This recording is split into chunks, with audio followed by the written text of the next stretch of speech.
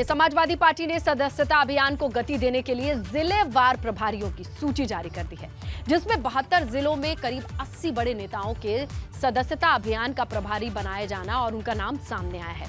सपा प्रदेश अध्यक्ष नरेश उत्तम पटेल ने प्रभारियों की सूची जारी कर दी है। उन्होंने खुद को कानपुर देहात का जिम्मेदार बताया है, कमान संभाली है, तो अब्दुल्ला आजम को रामपुर के सदस्यता अभियान का प्रभारी बनाया है।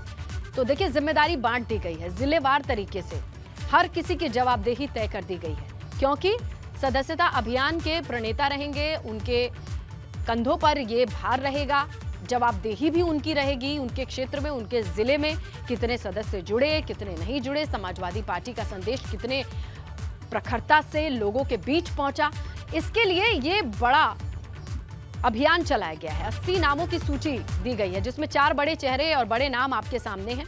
और क्या कुछ सोच करके ये 80 नाम लाए गए हैं। लाल ब्रिगेड के 80 लाल हैं कौन, आइए आपको समझाते हैं। देखिए, सदस्यता अभियान को रफ्तार देने की तैयारी है और इसी के तहत देखिए ये नाम सामने आए हैं। जिलेवार प्रभारियों की सूची जारी की गई है।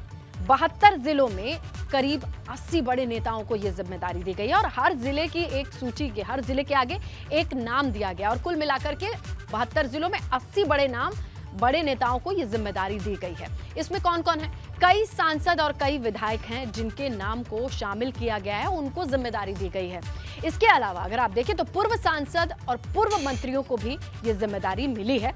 हर एक जिले के बारे में, वहां के लोगों को, अभियान को कितना तेजी से आगे बढ़ा रहे हैं, इनकी जिम्मेदारी तय की गई है। नरेश उत्तम पटेल का नाम लें तो इन्हें कानपुर देहात की जिम्मेदारी मिली है।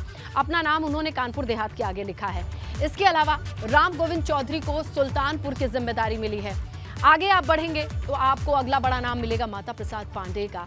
इन्हें सिद्धार्थनगर की जिम्मेदारी दी गई है। रामपुर का अगर आप जिक्र कर लें तो वहां से भी एक नाम सामने आया, अब्दुल्ला आजम का, उनको जिम्मेदारी मिली हुई है। लखनऊ की, राजधानी की अगर जिम्मेदारी देखी जाए तो अरविंद सिंह गोप संभालेंगे। इसके अलावा राजा रामपाल को कानपुर की जिम्मेदारी दी गई है। अक्षय यादव को फिरोजाबाद की जिम्मेदारी दी गई है। वहीं चित्रकूट की जिम्मेदारी उदयवीर सिंह को मिली है। इसके अलावा सदस्यता अभियान में राजीव राय को बलिया की जिम्मेदारी मिली है, ये कमान संभालेंगे। धर्मेंद्र यादव प्रयागराज के गंगा पार की जिम्मेदारी संभालेंगे। इसके अलावा फतेहपुर की जिम्मेदारी राजपाल कश्यप को मिली है। इंद्रजीत सरोज को प्रतापगढ़ और कौशांबी की कमान संभालने का मौका मिला है। वहीं अन्नू टंडन का आप अगर नाम लें तो वो भी सदस्यता अभियान उन्नाव में चलाएंगे। आइए बिजनौर में, तो यहाँ जिम्मेदारी जावेद अली खान को दी गई है। लालजी वर्मा को बलरामपुर की जिम्मेदारी मिली है। वहीं अगर आप रायबरेली की बात कर लें तो यहाँ जिम्मेदारी है किरण में नंदा के कंधों पर। तो इस तरीके से बड़े जो लाल हैं, 80 लाल, उनके नामों की सूची प्रकाशित कर दी गई है, उजागर कर दिया गया है जिलेवार तरीके से, जहां सदस्यता अभियान चलाने का मकसद ये है कि 24 को साधिए, पार्टी को मजबूत करिए, संगठन को मजबूत कीजिए। और इसके लिए सिर्फ एक नाम अखिलेश यादव नहीं चलेगा, इसके लिए जिम्मेदारी को बांट दिया गया है और वो नाम भी सबके सामने रख दिए गए हैं। बड़ी खबर लखनऊ से मिल रही है। यूपी भाजपा कोर कमेटी की बैठक आज है। सीएम आवास पर 11 बजे ये बैठक होनी है। कल शाम ये बैठक होनी थी लेकिन ये नहीं हो सकी। अब खबर आ रही है कि सीएम आवास पर 11 बजे ये बैठक होगी। एमएलसी के नामों सहित कई मुद्दों पर बातचीत की संभावना जताई जा रही है। बैठक में सीएम योगी, दोनों डिप्टी सीएम मौजूद रहेंगे। तो कोर कमेटी की बैठक आज होगी। प्रस्तावित कल थी, ना हो पाने के बाद खबर ये आ रही है कि आज सीएम आवास पर 11 बजे ये बैठक होनी है। एमएलसी प्रत्याशियों के नाम को लेकर के कई अहम मुद्दे हैं जिस पर कोर कमेटी की इस बैठक में चर्चा होनी है। मौजूद रहेंगे सीएम योगी और दोनों डिप्टी सीएम। तो 11 बजे सीएम आवास पर बड़ी बैठक की खबर मिल रही है। कोर कमेटी की यह बैठक है। कल ही यह बैठक होनी थी लेकिन नहीं हो सकी। लेकिन अभी जानकारी ये है कि ये बैठक आज 11 बजे सीएम आवास पर होगी। एमएलसी के नामों सहित कई मुद्दों पर बातचीत हो सकती है, ये खबर आ रही है। इस बैठक में सीएम योगी, दोनों डिप्टी सीएम मौजूद रहेंगे और इसी को लेकर के 11 बजे ये बड़ी बैठक कोर कमेटी की बुलाई गई है सीएम आवास पर। हालांकि खबर यह थी कि कल ही रात ये बैठक प्रस्तावित थी, लेकिन न हो पाने की स्थिति में कल शाम जब ये बैठक नहीं हो पाई, आज इसे पोस्टपोन किया गया है। वक्त 11 बजे का बताया जा रहा है। सीएम आवास पर यह बड़ी बैठक होनी है, जहां एमएलसी के नामों सहित कई मुद्दों पर बातचीत होनी है, सहमति बनेगी, ऐसी संभावना जताई जा रही है। इस बैठक में मौजूद रहेंगे मुख्यमंत्री योगी आदित्यनाथ, दोनों डिप्टी सीएम ब्रजेश पाठक, केशव प्रसाद मौर्य, और उन्हीं की मौजूदगी में कोर कमेटी की ये बैठक है। आपको बताएं कि कल शाम ही ये बैठक होने वाली थी, लेकिन कल नहीं हो पाई शाम बैठक जब ये, तो इसे पोस्टपोन किया गया है। खबर अब ये है कि 11 बजे सीएम आवास पर 5 कालिदास मार्ग पर यह बैठक होनी है। ज्यादा वक्त नहीं है, 1 घंटे के भीतर एकदम स्पष्ट हो जाएगा। कोर कमेटी की इस बैठक में अभी तक जो जानकारी आई है वो ये है कि एमएलसी के नामों सहित कई मुद्दों पर बातचीत होनी है। सीएम योगी, दोनों डिप्टी सीएम इस बैठक में मौजूद रहेंगे। कल शाम का वक्त तय किया गया था, लेकिन किसी वजह से यह बैठक कल शाम नहीं हो पाई, तो अब जानकारी है कि सीएम आवास पर 11 बजे यह बैठक होनी है, जिसमें मुख्यमंत्री योगी आदित्यनाथ, दोनों डिप्टी सीएम मौजूद रहेंगे। और क्या क्या चीजें हो सकती हैं इस बैठक के मद्देनजर, क्या जानकारी आ रही है, हम समझने की कोशिश करते हैं। हमारे सहयोगी अनुभव फोन लाइन पर मौजूद है। अनुभव, कल ये बैठक नहीं हो सकी, आज 11 बजे होने वाली है 5 कालिदास मार्ग पर। क्या क्या मुद्दे हो सकते हैं जिसे लेकर के ये बैठक बुलाई गई है कोर कमेटी की? देखिए, बिल्कुल ये कोर कमेटी की बैठक तो कल ही होनी थी मुख्यमंत्री आवास पर, लेकिन कल चूंकि राजभवन में कार्यक्रम था, वहां पर राज्यपाल के सामने सभी लोग अपना प्रेजेंटेशन दे रहे थे, इसलिए वो बैठक बहुत लंबी चल गई। और कल जो कोर कमेटी की बैठक थी वो नहीं हुई, फिर इस बैठक को आज रखा गया है। 11 बजे मुख्यमंत्री आवास पर कोर कमेटी की बैठक होगी। मुख्यमंत्री तो रहेंगे ही, दोनों उप मुख्यमंत्री जो है वो रहेंगे, प्रदेश अध्यक्ष स्वतंत्र सिंह रहेंगे, महामंत्री केंद्र संजय बंसल रहेंगे। क्योंकि विधान परिषद की जो 2 सीटें खाली हुई हैं, उन्हीं सीटों पर किसको उम्मीदवार बनाया जाए उन पर चर्चा होगी। हालांकि इससे पहले आपको याद होगा, जब विधान परिषद की सीटें खाली हुई थी तब तकरीबन 27 नामों पर चर्चा हुई थी। उसमें से 9 लोगों को तो बीजेपी ने विधान परिषद भेज दिया, पर उनमें जो नाम बचे हुए हैं उन 27 में उन पर भी चर्चा होगी। कुछ नए नाम है उस पर भी चर्चा होगी। और चूंकि कोर कमेटी के में जो नामों की चर्चा होगी वो लिस्ट आला कमान को भेजी जाएगी, दिल्ली भेजी जाएगी, और वहां से ही जो उम्मीदवार है उनकी घोषणा की जाएगी। और माना जा रहा है कि आज या कल तक ये नाम घोषित हो जाएंगे, क्योंकि नामांकन की आखिरी तारीख 1 अगस्त है।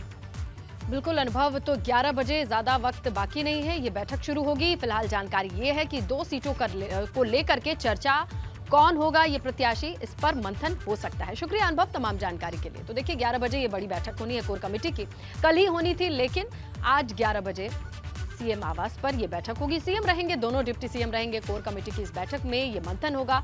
परिषद की 2 सीटें जो खाली हो रही हैं उसे किसे भेजा जाए, लिस्ट बताया ये जा रहा है पहले से मौजूद है। नामों पर मंथन होना है और मुहर लग जाएगी, क्योंकि नामांकन की आखिरी तारीख 1 अगस्त है, ज्यादा वक्त है नहीं।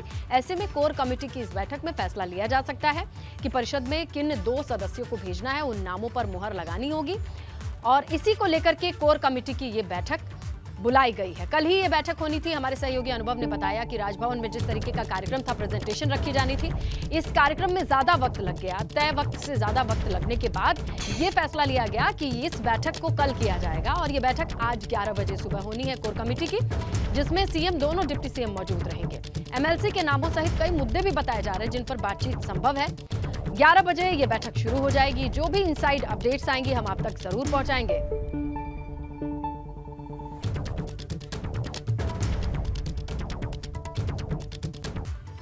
तो देखिए, इस वक्त भदोही से बड़ी खबर मिल रही है। जेल में बंद बाहुबली पूर्व विधायक विजय मिश्रा के बेटे विष्णु मिश्रा की कोर्ट में आज पेशी होगी।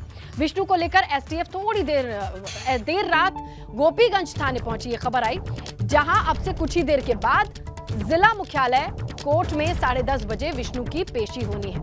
वाराणसी एसटीएफ की टीम ने महाराष्ट्र के पुणे के हड़पसर थाना क्षेत्र से गिरफ्तार किया था विष्णु को। 2 साल से फरार चल रहा था। विष्णु पर बीते दिनों 1 लाख रुपए का इनाम भी घोषित किया गया, और अब से थोड़ी ही देर में पेशी होनी है विष्णु मिश्रा की। देखिए, भदोही से बड़ी खबर है।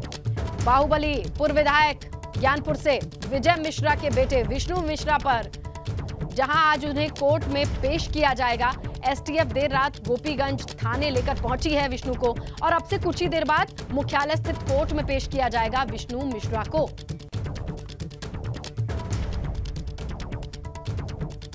देखिए, नोएडा से बड़ी खबर मिल रही है। यमुना प्राधिकरण ने 100 एकड़ का भूखंड निरस्त कर दिया है। ग्रुप हाउसिंग का यह भूखंड बताया जा रहा है, इसका आवंटन निरस्त कर दिया गया है। सेक्टर 18 के मेसर्स सिल्वर लाइन कंपनी का यह भूखंड था जिसे निरस्त किया गया है। इसे 2011 में आवंटित किया गया था। 11 साल बाद भी निर्माण कार्य नहीं किया हुआ और बकाया भी नहीं जमा किया गया। इसके बाद यह बड़ी कार्रवाई हुई है। ज्यादा जानकारी लेते हैं, सहयोगी रविंद्र जैन फोन लाइन से जुड़ चुके हैं। रविंद्र, क्या बताया जा रहा है? 11 साल तक कोई निर्माण नहीं, ना बकाया, अब क्या कुछ चीजें तय की गई थी जिसके आधार पर यह कार्रवाई की गई, एक्शन लिया जा रहा है? जी, यमुना प्राधिकरण के सीईओ डॉक्टर रणवीर सिंह ने इस मामले में बड़ी कार्रवाई की है। जो 100 एकड़ का जो भूखंड था गुरफाल सिंह का, इसको जो पूरी तरीके से नष्ट कर दिया गया है। इससे तकरीबन 11 साल हो गए थे इस भूखंड को, इस पर किसी तरीके से कोई निर्माण कार्य नहीं किया गया था और जो बकाया राशि थी वो भी इन्होंने जमा नहीं की थी। उसको लेकर जो है प्राधिकरण ने इस आवंटन को जो है रद्द कर दिया है और 25% जो धनराशि थी इसकी, उसको भी जो प्राधिकरण ने जब्त कर लिया है। बता दें कि यमुना प्राधिकरण ने पहले भी ऐसे कई बड़े बिल्डरों पर कार्रवाई की है जिस पर जो लोग थे वो निर्माण कार्य समय पर नहीं कर पाए और जो निवेशक थे उनको झांसा दे रहे थे। उसको लेकर जो है बड़ी कार्रवाई यहाँ पर की जा रही है। लगातार जिस तरह से प्राधिकरण इस तरह की जो बिल्डरों पर कार्रवाई कर रहा है, कहीं ना कहीं अच्छा रविंद्र, 11 साल का वक्त बहुत होता है। एक स्टैंडर्ड या मानक समय क्या है कि ये कार्रवाई करी ही जानी चाहिए या अपने स्वतः संज्ञान लेता है प्राधिकरण? ये लगातार जिस तरह से जब इनका आवंटन होता है तो समय सीमा होती है उसमें, इस सीमा में आपको जो आवंटन है उसमें जो लोग हैं जिनका निवेशक होते हैं उनको आपको प्लॉट जो भी ग्रुप हाउसिंग के प्लॉट्स हैं या विला हैं वो आपको देने होंगे। लेकिन समय सीमा समाप्त हो गई थी, उसके बाद ही जो प्राधिकरण ने बड़ी कार्रवाई की है। बता दें कि अभी तक जो बिल्डर की तरफ से उस प्लॉट पर, उस आवंटन पर किसी भी तरीके का कोई कार्य नहीं किया गया था क्योंकि 2011 में इसको जो है आवंटन जो बिल्डर है उसको किया गया था। लेकिन अब तक 11 वर्ष बीत चुके हैं, वो खाली बताया जा रहा है, खाली प्लॉट पड़ा हुआ था वहाँ पर। तो उसको लेकर जो है अब जो आवंटन है प्राधिकरण की तरफ से उसको नष्ट कर दिया गया है और 11 वर्ष जबकि बीत चुके हैं, कोई भी वहाँ पर कोई कार्रवाई नहीं की गई थी। इसको लेकर जो है प्राधिकरण की बड़ी कार्रवाई देखने को यहाँ पर मिल रही है। जी बिल्कुल रविंद्र, आप नजर बनाए रखिएगा। शुक्रिया तमाम जानकारी के लिए। 11 साल के बाद ये कार्रवाई की गई है, निरस्त किया गया है आवंटन को। आगे बढ़ेंगे, बात करेंगे गाजियाबाद से आई खबर की। लव जिहाद का मामला सामने आया है। यह बताया जा रहा है गाजियाबाद के इंदिरापुरम थाना क्षेत्र में एक मुस्लिम युवक नाम बदल करके सिख महिला के साथ 8 साल से लिव इन में था। लिव इन में रहने के दौरान एक बच्चा भी इनके, लेकिन महिला ने जब शादी के लिए जिद की, उनसे बातचीत की तो असलियत का पता लगा। महिला का आरोप है कि यह बिहार का रहने वाला आरोपी है। जब उसके गांव जाकर देखा तो वो दूसरे धर्म का निकला और पता चला कि वो दूसरे धर्म का है, नाम भी उसका कुछ और है। ऐसे में महिला का कहना है अब धर्म परिवर्तन के लिए ये शख्स उस पर दबाव बना रहा है, अत्याचार करने लगा है। ये भी आरोप लगा है जिस्म फरोशी के लिए भी दबाव बना रहा है। पुलिस ने पीड़ित महिला की शिकायत पर मामला दर्ज कर लिया है, मामले की जांच शुरू कर दी है। मेरे साथ एक सुमित यादव करके नाम था उसका बंदे का, जो हिंदू बनकर मुझे गुमराह कर रहा था। पर वो गुमराह कर रहा था, ये 8 साल पहले पुरानी बातें हैं, जिसमें हमारे रिलेशन भी बन गए थे, हम अच्छे से रह रहे थे, सब कुछ हो गया, जिसमें हमारा एक बच्चा भी हो गया। उसमें फिर अब 8 साल बाद ये पता चला मुझे, जब मैंने शादी की बात करी कि मुझे शादी करनी है, तो वो मुझे अपने बिहार गांव लेकर गया। बिहार गई मैं वहाँ शादी करने के लिए, तो पता चला ये तो मुसलमान है, जिसका नाम असलियत आज ये है शहनवाज आलम। थाना क्षेत्र इंदिरापुरम की रहने वाली एक पीड़िता के द्वारा अभी तहरीर दी गई है कि उनके साथ कोई व्यक्ति 8 साल से लिविंग रिलेशन में रह रहा था, जिससे उनसे एक बच्चा भी पैदा हुआ था। अब उनके द्वारा ये कहा जा रहा है कि जो व्यक्ति उनके साथ रह रहा था वो धर्म परिवर्तन के लिए दबाव बनाने लगा। उसके आधार पे इनके द्वारा तहरीर दी गई, FIR पंजीकृत करके विवेचना की जा रही है। साक्ष्यों के आधार पे अग्रिम वैधानिक कार्रवाई की जाएगी।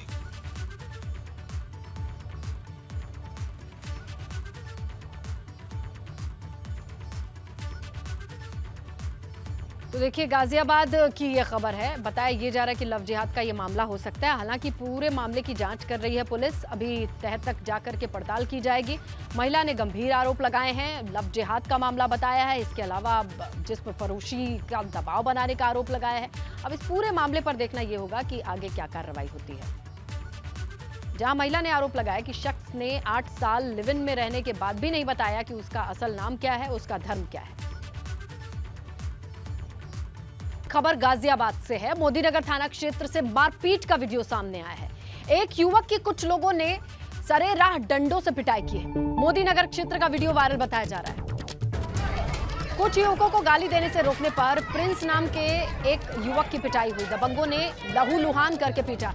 घायल अवस्था में युवक को अस्पताल भर्ती कराया गया है। मामला 2 समुदाय से जुड़ा बताया जा रहा है। अब पुलिस पूरे मामले की जांच कर रही है। आरोपियों की तलाश में है।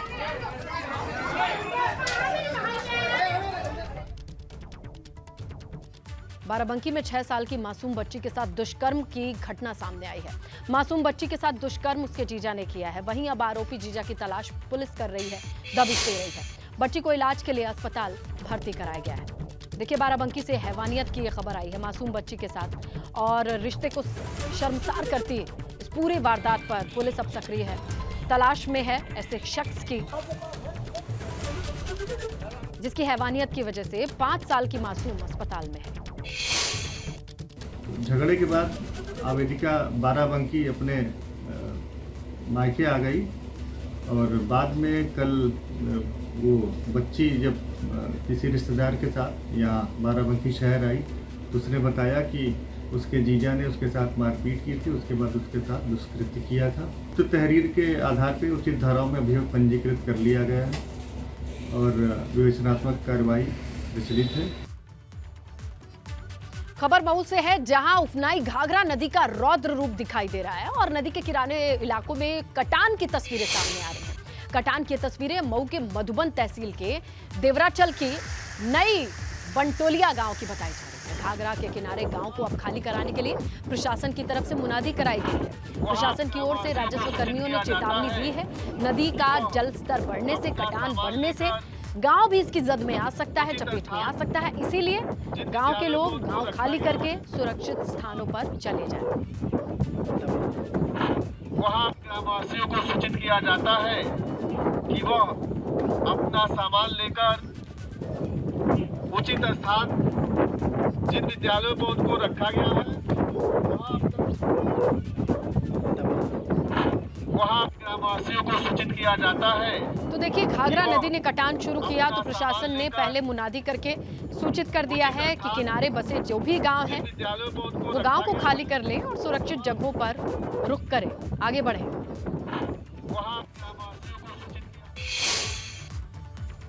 चलिए आगे बढ़ते हैं। मुरादाबाद से बड़ी खबर है। पेशी पर आए अजहर खान की सपा नेता आजम खान की मुलाकात पर मुरादाबाद पुलिस के दरोगा समेत 4 पुलिस वालों पर बड़ी कार्रवाई हुई है। लापरवाही के आरोप में इन 4 को एसएसपी मुरादाबाद ने निलंबित कर दिया है। मालूम हो कि रामपुर के पूर्व पालिका अध्यक्ष हैं अजहर अहमद खान, मुरादाबाद जेल में बंद है। यतीम खाना केस में 3 दिन पहले ही रामपुर कोर्ट में उनकी पेशी होनी थी, जहां वो लाए गए थे, और पेशी के दौरान ही अजहर अहमद शहर के विधायक आजम खान से मुलाकात करते हैं, तमाम सफाइयों से मुलाकात करते हैं, और इन मुलाकातों की फोटो और वीडियो सोशल मीडिया पर वायरल होती है। ऐसे में मुरादाबाद पुलिस के ऑफिसर्स ने संज्ञान लिया है। पेशी पर जाने वाले शख्स के साथ मुलाकातों की ये तस्वीरें क्या बयां करती हैं, इसे लापरवाही बताई गई है, और अब इसी लापरवाही के चलते दरोगा समेत 4 पुलिसकर्मियों को सस्पेंड कर दिया गया है। जहां मुरादाबाद से रामपुर लाया गया था अजहर को पेशी के लिए, लेकिन यहां पर तमाम सपा नेताओं के साथ विधायक और बड़े नेता आजम खान से मुलाकात की तस्वीरें सामने आती हैं, वीडियो सामने आते हैं, और इसी को संज्ञान में लेते हुए मुरादाबाद पुलिस के अफसरों ने इन तस्वीरों को देखा। लापरवाही का मामला, दरोगा समेत 4 पुलिसकर्मियों पर गाजगिरी है, सस्पेंड किया गया है। जहां पेशी के लिए रामपुर आए थे अजहर, लेकिन इसी दरमियान उनकी मुलाकातों की तस्वीरें और वीडियो सामने आए। इसी के साथ बड़ी खबर में फिलहाल इतना ही, लेकिन खबरों का सिलसिला जारी है। बने रहिए एबीपी गंगा के साथ।